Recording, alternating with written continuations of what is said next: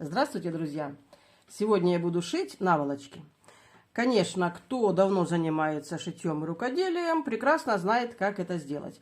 Но, может быть, есть новички, которые хотят узнать, как это сделать, как правильно рассчитать ткань, чтобы не осталось много остатков. Ну и как сделать наволочку. Вот у меня такая симпатичная ткань. Размер моей ткани 2,20, это ширина. И я купила 2 метра, почти получается квадрат.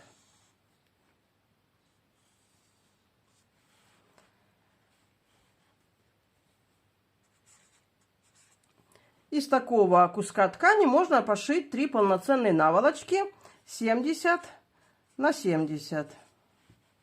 Так как у меня подушки 70 на 70.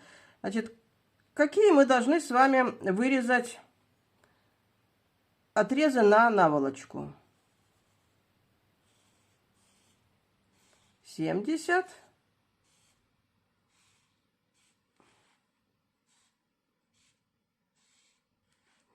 То есть вот это вот 70,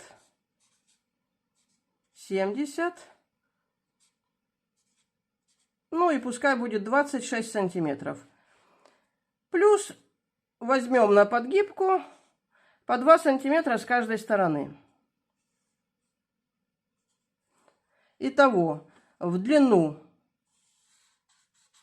наш отрез будет составлять 140 плюс 30, 170 сантиметров. 170. А в ширину у нас получается 70 плюс возьмем, давайте по 1 сантиметру на подгибы. То есть получается ширина будет 72. 72 умножить на 3, как я сказала, 3 наволочки у нас в этот кусок войдет. Получается 216 сантиметров. Так как у нас 220, то у нас здесь остается всего 4 сантиметра. Можно их не вырезать, а пустить куда-нибудь в шов в одну из наволочек. Или в каждую добавить там по сантиметру.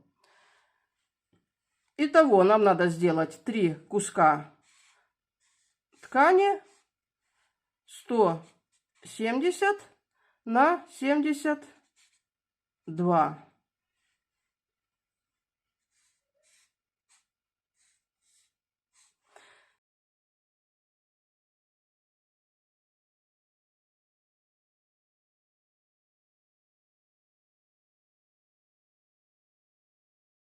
И это говорит о том, что у нас вот здесь внизу остается кусочек ткани шириной 30 сантиметров.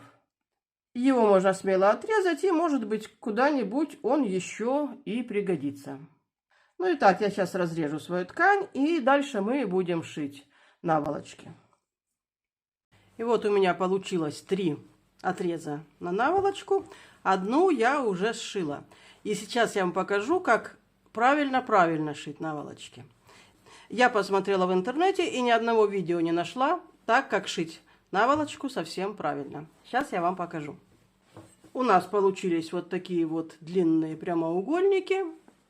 Это сложенные пополам. И вот эту короткую сторону нам нужно сделать подгиб.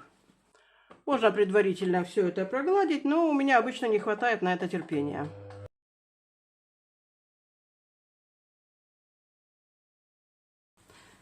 Ну вот, 2 коротких края я подстрочила. Теперь нужно сложить наволочку так, как она чувствует себя на подушке. Нужно отмерить 70 сантиметров по одной стороне.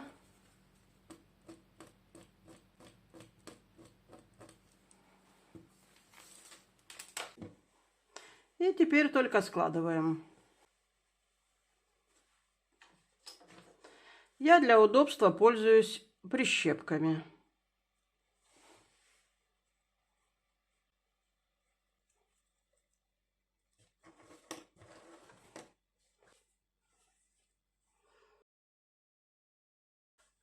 Вот здесь вот наш клапан пойдет вниз.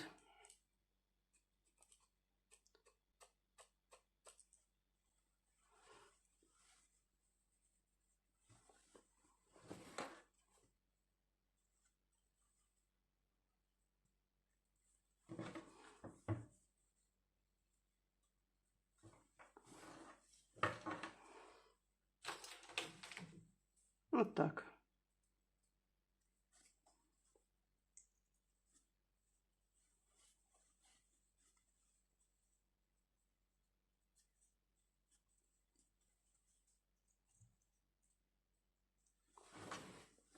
И то же самое делаем по второй стороне. Ну вот, я скрепила наволочку, клапан внутри. И нужно сейчас по внешней стороне сделать строчку полсантиметра, 3 миллиметра. Это уже кто как умеет. Такой шов называется бельевой. Еще его называют французский шов. Ну, давайте будем строчить.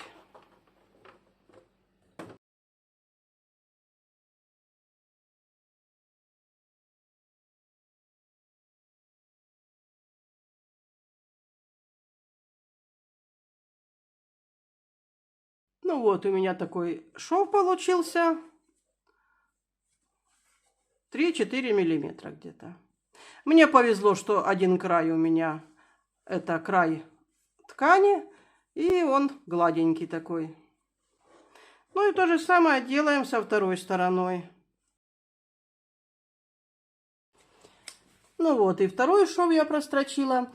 Если где-то ткань растрепалась, или, может быть, взяли чуть больше по ширине, чем надо, берем ножницы и вот так вот обрезаем до 4-5 миллиметров. Ну и в чем же состоит мой самый правильный метод пошива наволочек? А в том, как сейчас нужно наволочку вывернуть.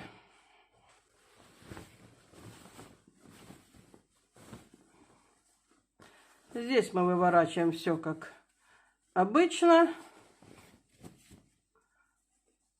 Прошивать будем вот так. Хорошо видно, видите?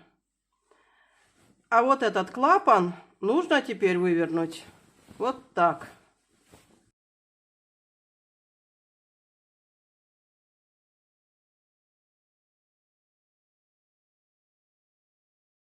То есть мы должны вывернуть клапан так, чтобы он был вывернут сейчас наизнанку тоже.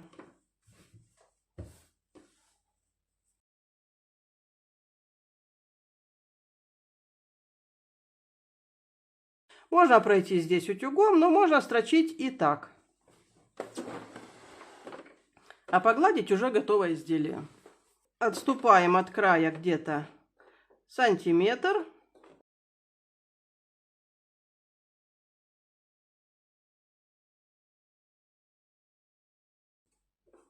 Смотрите всегда, чтобы ваш шов никуда не загибался, ни вниз, ни сверху, а шел прямо вот сюда. Вот такой у нас получился шов. Ну и точно так же нужно прострочить вторую сторону. Ну и смотрим готовый результат. Вот моя наволочка. Сейчас я ее выверну. И вот посмотрите, что у нас получилось. Получилась чудесная наволочка, как раз под мои подушки. И в чем же мой метод? А мой метод в том, что вот этот вот шов, он не виден, он находится внутри вот этого вот кармана. Подушку мы вставим, и у нас вот такая вот красота. Шовчик спрятан внутри.